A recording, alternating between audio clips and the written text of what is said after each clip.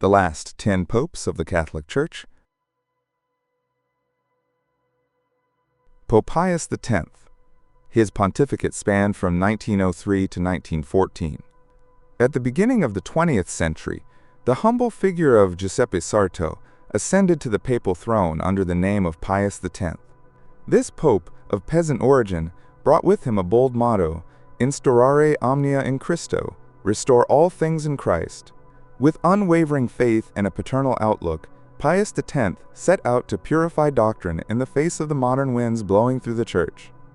He firmly confronted theological modernism, considering it the sum of all heresies, and promulgated the encyclical Pascendi Dominici Gregis to combat these contemporary errors.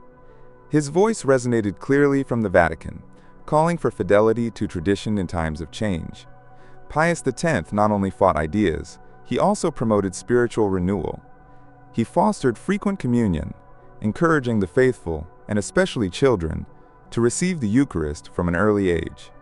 Under his pious guidance, the Mass and Gregorian chant regained their splendor with liturgical reforms that brought the faith closer to the people. In a monumental effort, he commissioned the first codification of canon law in the history of the Church, to unify scattered church laws. Pius X lived with evangelical simplicity even as pontiff. He rejected all luxury and was beloved for his charity during the social difficulties of the time.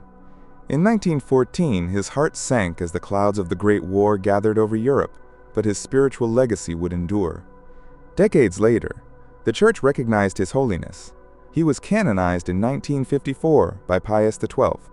Thus concludes the chapter of a saintly pope, whose goodness and doctrinal firmness forever mark the course of the century. Pope Benedict XV.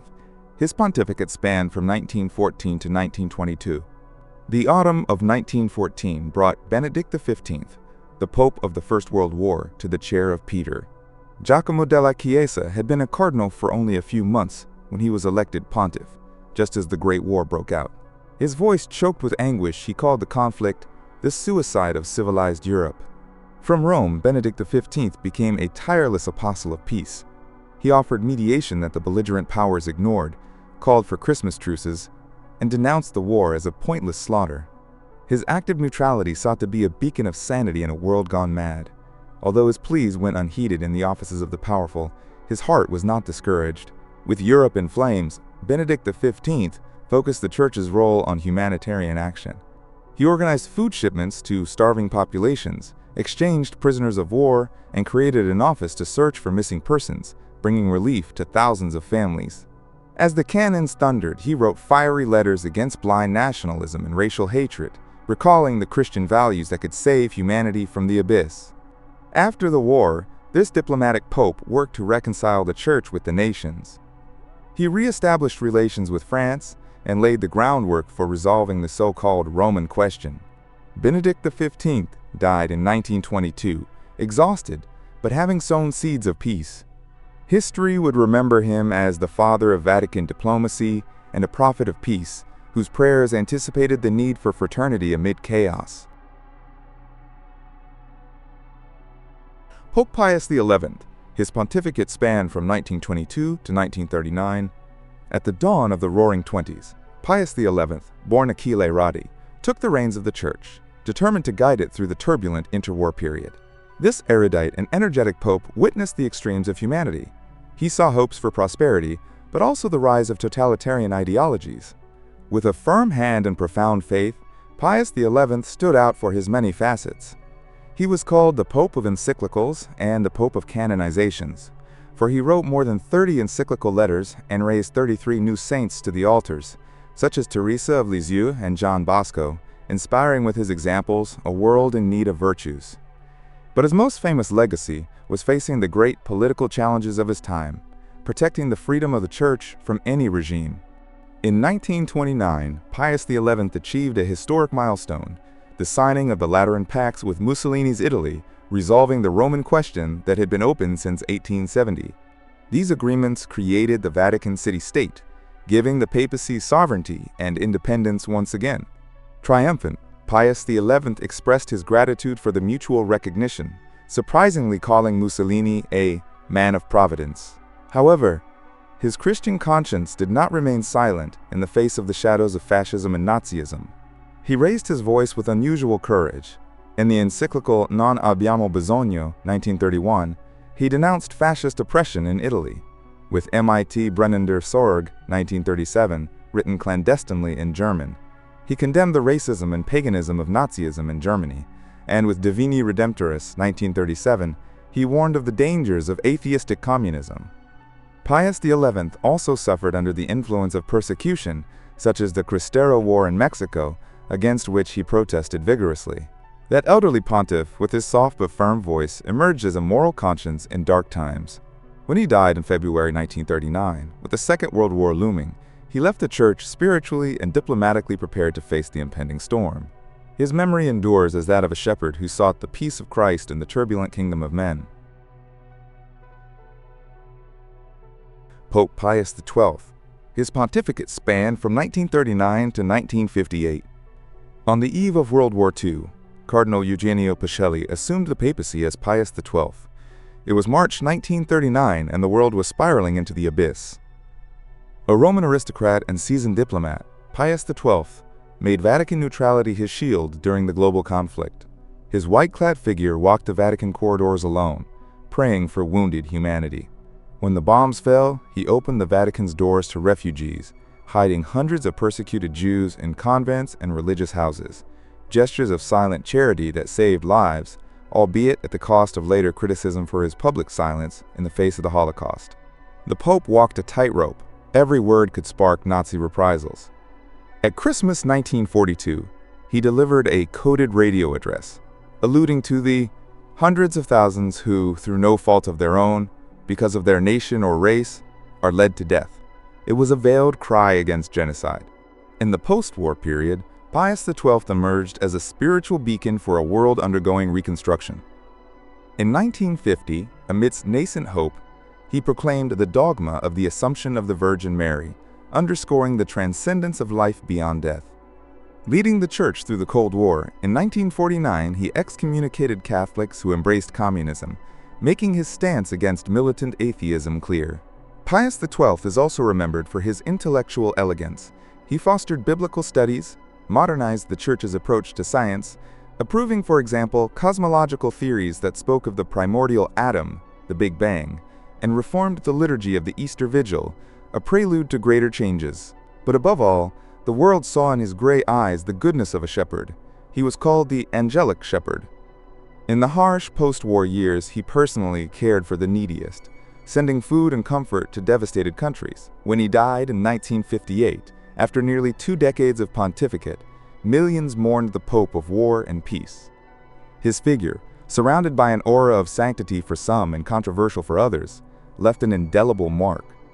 Today, the Church honors him as venerable, recognizing his heroic virtues, while historians continue to explore his complex legacy during those dark times. Pope John XXIII. His pontificate spanned from 1958 to 1963. In October 1958, a good-natured old man with a warm smile was elected pope against all odds. Angelo Giuseppe Roncalli took the name John XXIII, and the world would soon affectionately know him as the Good Pope. Although many thought that, at 76, he would be a transitional pontiff, John XXIII surprised everyone with a youthful and innovative spirit. Just 3 months after his election, he shook the Church by announcing the Second Vatican Council. Before astonished cardinals, this kindly grandfather spoke with the power of a prophet. The Church must open her windows and let in fresh air. With that gesture, John XXIII began a great ecumenical assembly in 1962 aimed at modernizing the Church, promoting Christian unity, and engaging in dialogue with the contemporary world. Although he would not live to see its completion, he launched the greatest ecclesial renewal of the 20th century. John XXIII exercised the papacy as a pastor close to the people and the world. In the midst of the Cold War, his peacemaker's heart was moved by the 1962 missile crisis. He responded by writing the encyclical Pacem in Terris, 1963, addressed not only to Catholics, but to all people of goodwill, imploring peace between the superpowers and respect for human dignity. Under his guidance, the Church raised its voice for social rights in Mater et Magistra, 1961, understanding that the Church's mother and teacher in matters of justice. John the 23rd also had a simple charisma. He visited the sick in hospitals, embraced prisoners in Rome's jail with words of forgiveness, making divine mercy tangible.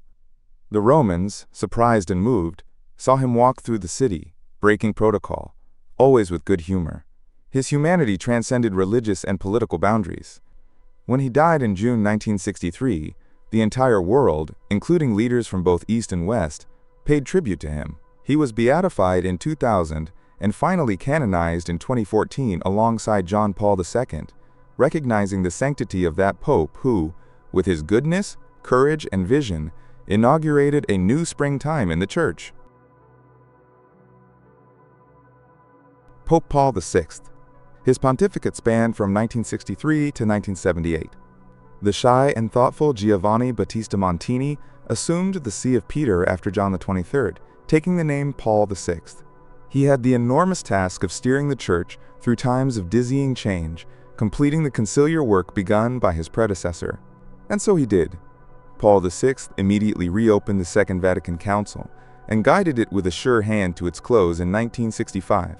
His heart burned with passion to bring the reforms to a successful conclusion. Under his leadership, historic constitutions were approved that modernized the liturgy, allowing Mass in vernacular languages to bring it closer to the people, redefined the Church's relationship with the world, the famous Gaudium et Spes, and promoted ecumenism and religious freedom. The image of Paul VI, with his arms open in St. Peter's Square on the day of the Council's closing session, symbolized a church building bridges to the world. Paul VI was a pope of dialogue and pioneering travels. He broke with centuries-old tradition by becoming the first pontiff to travel across continents. In 1964, he traveled to the Holy Land and met with the Orthodox Patriarch Athenagoras in a fraternal embrace that ended 900 years of symbolic schism. The following year, he spoke before the UN General Assembly in New York, proclaiming, "Never again war." He traveled to Asia, America, and Africa, carrying a message of peace and understanding. Internally, Paul VI reached out to other Christian denominations and other religions like never before, earning worldwide respect. Sensitive to social issues, in 1967, he published Populorum Progressio on the development of peoples, defending the poor, and denouncing North-South injustices. But perhaps his best-known document was Humanae Vitae, 1968, in which he reaffirmed the Church's traditional position on marital morality and spoke out against artificial contraception. That encyclical sparked intense controversy in the West, reflecting the tension between renewal and continuity. Paul VI experienced firsthand the misunderstandings of a turbulent era. He witnessed the protests of '68, cultural changes, and challenges to ecclesiastical authority, remaining steadfast but with great personal pain. However, he never lost hope. When he died in August 1978, exhausted after 15 years of service, he left behind a church more open to the world but not without tensions. His holiness of life was recognized when he was proclaimed a saint in 2018. History will remember him as the Pope who concluded the council, journeyed for peace, and held the helm during the turbulent post-conciliar journey. Pope John Paul I. His pontificate spanned the year 1978. After the intense era of Paul VI, a smile came to the papal throne that illuminated the world, if only for a little over a month. Albino Luciani, Patriarch of Venice, became John Paul I in August 1978, uniting in his name the tribute to John the 23rd and Paul VI. From the first moment, he earned the nickname the Smiling Pope for his affable expression and spontaneous approachability. He renounced the pomp of the papal coronation, preferring a simple mass at the beginning of his pontificate. His humble style immediately connected with the people. He spoke in simple words, used tender anecdotes in his catechisms, and even joked in public, something unusual for a pope. John Paul I wanted a more understandable and accessible church, a humanization of the papacy, according to his own notes. It is said that he planned to continue implementing the council with pastoral and administrative reforms, and many predicted a spring of evangelical simplicity. But fate had other plans. After only 33 days of pontificate, in the early hours of September 28, 1978, John Paul I died suddenly in his sleep. The news shocked the world and gave rise to conjecture and conspiracy theories. as few could believe that such a life-filled and warm figure would disappear so soon. Officially, he died of an acute myocardial infarction. His brief time in the Vatican, however, left an indelible mark, a new way of being pope, simple, smiling, and paternal. In such a short time, he had reminded us by his example of the virtue of humility, insisting on calling himself "I, the humble servant," and underscored the importance of Christian joy. Decades later, the Church recognized his heroic virtues and a miracle attributed to his intercession. John Paul I was beatified by Pope Francis in 2022. That luminous smile, which though fleeting, shone with the light of the goodness and simplicity of the gospel, will forever remain in our collective memory. Pope John Paul II. His pontificate spanned from 1978 to 2005. In October 1978, a Polish accented voice resounded in St. Peter's Square, "Do not be afraid." It was John Paul II, the first non-Italian pope in over 450 years, hailing from faraway Poland. Karol Wojtyła, at just 58 years old, came to the papacy as a whirlwind of energy, athleticism, and charisma that revitalized the papal image. His pontificate would extend for almost 27 years, one of the longest in history, during which the world changed drastically and he would become a global protagonist. With unwavering faith and an exceptional talent for communication, John Paul II became a tireless pilgrim. He made 104 apostolic journeys outside of Italy, visiting 129 countries, bringing the gospel message to a multitude of cultures and peoples. Never had a pope been so physically close to the people. Millions flocked to see him as if he were a spiritual rock star. From the jungles of Africa to the poor neighborhoods of Latin America, his white-clad figure was synonymous with hope. John Paul II played a crucial role in the political transformations of the 20th century. A staunch opponent of communism, his support for the Solidarity movement in his native Poland and his constant calls for freedom helped weaken the Iron Curtain. The Polish Pope became a symbol of Christian anti-communism and inspired millions in Eastern Europe to maintain their faith and peaceful resistance. When the Berlin Wall finally fell in 1989, many saw him as one of the moral architects of that historic moment. His influence transcended politics. He decisively promoted interreligious dialogue, being the first modern pope to visit a synagogue, Rome, 1986, and to enter a mosque, Damascus, 2001, and called on leaders of different religions to pray for peace in Assisi. He also asked forgiveness for the Church's historical errors, from the Inquisition to the Galileo affair, in a courageous gesture of purification of memory. A lover of youth, he initiated World Youth Days, uniting millions of young people around the faith. However, amid his tireless work, he suffered the test of pain. In 1981, an attack nearly took his life, but he miraculously survived, being shot by an assailant in St. Peter's Square. He himself attributed his salvation to the intercession of Our Lady of Fatima, publicly forgiving his attacker in an impressive gesture of mercy. As the years passed, John Paul II aged before the world, affected by Parkinson's disease, but he never ceased to serve. He gave his final lesson from the Vatican window, suffering but smiling at those who prayed for him. When he died on April 2, 2005, an uncontainable crowd filled Rome with the cry of "Sudden Saint!" And indeed, the Church accelerated its steps. Just 9 years later, John Paul II was canonized in 2014, alongside the good Pope John XXIII. During his pontificate, he had elevated 482 saints to the altars, more than all his predecessors of 5 centuries combined, demonstrating his desire to provide models of holiness for all peoples and conditions. Karol Wojtyła left a vast legacy, from the theology of the body in the doctrinal field to a new geography of the papacy in the pastoral field. For his charisma, his defense of human dignity in the face of all oppression, and his ability to connect with believers and non-believers, John Paul II is remembered not only as a saint, but as one of the most influential leaders of the 20th century, a spiritual giant whose echoes resonate throughout recent history. Pope Benedict XVI. His pontificate spanned from 2005 to 2013. As the years passed, John Paul II aged in the sight of the world, affected by Parkinson's disease, but he never ceased to serve. He gave his last lesson from the Vatican window, suffering but smiling at those who prayed for him. When he died on April 2, 2005, An uncontainable crowd filled Rome with the cry of, "Sudden Saint!" And indeed, the Church accelerated its steps.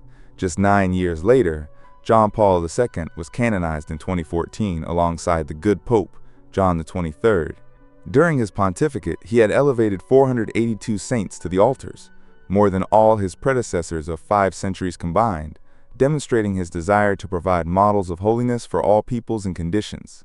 Karol Wojtyla left a vast legacy, from the theology of the body in the doctrinal field to a new geography of the papacy in the pastoral field.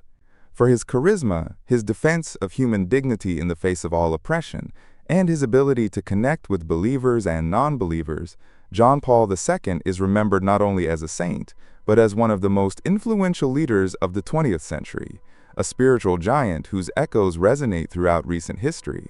Benedict XVI guided the Church with clear and serene teaching. He wrote 3 encyclicals, God is Love, Saved in Hope, and Charity in Truth, that delved into Christian love, hope, and social ethics in the face of globalization. He also fought against clerical pedophilia.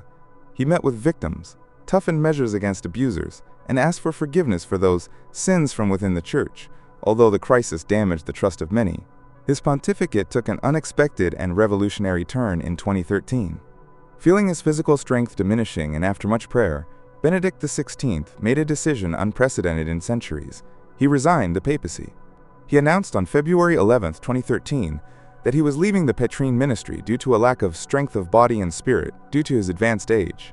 He was the first pope to voluntarily abdicate since Gregory XII in 1415. The world was astonished by this gesture of humility and courage, recognizing that the papacy is not about power, but about service. From then on, he became known as Pope Emeritus, retiring to a life of prayer and study in a monastery within the Vatican. Benedict XVI, the Mozart of theology, lived a peaceful life until his death at the end of 2022, having left behind a testament to intellectuality in the service of faith and modesty in the exercise of power. He will be remembered as a great sage and teacher of the Church, whose final act of resignation underscored that the Pope is, above all, a servant of the truth and the gospel, even in the renunciation of honors. Pope Francis. His pontificate spanned from 2013 to 2025. On the evening of March 13, 2013, a crowd in St. Peter's Square applauded in surprise upon hearing the name of the new Pope, Francis. For the first time in history, a Latin American, Cardinal Jorge Mario Bergoglio of Buenos Aires, became the successor of Peter. He was also the first Jesuit pope, and the first from the Southern Hemisphere. From the central balcony of the Basilica, Francis greeted everyone with a humble "Buonasera," good evening, and did something unprecedented. He asked the people to pray for him before giving his blessing. This simple gesture set the tone for his pontificate. Francis, the Pope of the poor, brought a close and down-to-earth pastoral style. He refused the papal apartments to live in a Santa Marta residence. He traveled in modest vehicles, personally called those who wrote to him, and spontaneously visited slums. The world saw in him the continuity of the spirit of St. Francis of Assisi, from whom he took his name, poverty, peace, and love for creation. From the beginning, Francis undertook profound reforms and symbolic actions. He convened a council of cardinals to reform the Roman Curia and make it more transparent and efficient, an effort crystallized years later in the Constitution Praedicate Evangelium. He battled corruption and lack of financial transparency in the Vatican, advancing the cleanup of the Vatican Bank. In 2013, he published Evangelii Gaudium, a programmatic exhortation on the joy of the gospel, calling for a church that is outgoing, missionary, and close to society's discarded. Francis placed pressing issues of the contemporary world at the center, integral ecology with the 2015 encyclical Laudato Si, a passionate call to care for our common home in the face of climate change and human fraternity, with Fratelli Tutti 2020, promoting a culture of encounter in a polarized world. Never had a pope spoken so clearly about the ecological crisis and social inequalities, earning praise from global leaders beyond the religious. Francis also stood out for his gestures of mercy and openness. At the Extraordinary Jubilee of Mercy 2016, he emphasized that the Church should be a field hospital healing wounds. On countless occasions, he denounced the globalization of indifference toward migrants and refugees. He He did not hesitate to travel to the island of Lesbos to embrace Syrian refugees and take some families on the papal plane to grant them asylum. He deepened interreligious dialogue by meeting with the Grand Imam of Al-Azhar in 2019 and signing the historic document on human fraternity in Abu Dhabi. He practiced closeness to all. He washed the feet of prisoners and women on Holy Thursday, visited COVID-19 patients in hospitals, and promoted synodality within the Church, listening to the voice of God's people in a global consultation process. During the 2020 pandemic, his image praying alone in the rain in an empty St. Peter's Square will remain as a symbol of consolation for suffering humanity. Furthermore, Francis will go down in history as an even greater saint-maker than his predecessors. At his first canonization ceremony in 2013, he inscribed more than 800 martyrs of Otranto at once, and since then has proclaimed more saints than any other pope, surpassing John Paul II's record. Among them, he canonized influential contemporary figures such as Mother Teresa and Oscar Romero. During his pontificate, two of his predecessors were also declared saints, John the 23rd and John Paul II in 2014, Paul VI in 2018, underscoring the sacred continuity of the papal mission. 10 years into his pontificate, Francis continued to encourage the Church to dream big. In 2023, he launched an unprecedented synod on synodality, seeking a more participatory and inclusive church. And although advanced age and some ailments seemed to weigh heavily on his shoulders, his gaze remained lively, and his voice continued to cry out for the poor, for peace, trying to mediate conflicts like the one in Ukraine, and for an authentic spirituality free from worldliness. In April 2025, Pope Francis concluded his service on earth, after 12 years filled with revolutionary gestures, departing for the house of the Father. The world bid him farewell with gratitude and prayer, aware of having witnessed the time of change. Francis leaves behind an indelible legacy, that of a simpler and more welcoming church, committed to justice and care for the planet, a church in open dialogue with all cultures. His pontificate has been like a fresh spring dawn, reminding us that the gospel of Christ is joy, is service, is love in action. And so ends this journey through the recent history of the popes, a journey of faith and humanity that continues to inspire the world. Thank you for watching our video. Subscribe to our channel for more videos like this. Give it a like, comment your thoughts, and share this video with your friends and family.